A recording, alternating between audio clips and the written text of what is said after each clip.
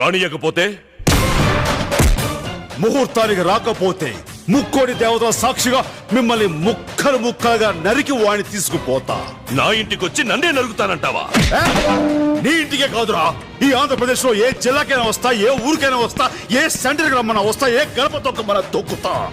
నరకటం మొదలెట్టాక వరసలు చూడను. చూస్తారేంట్రా? ఆపండి.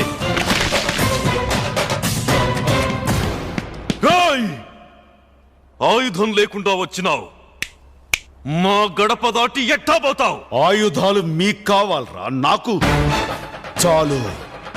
నరుకుతా. సయ్యా సై అంటే సెకండ్ కో హెడ్ తీసుకువెళ్తా. ఇంద్రసేన రెడ్డి.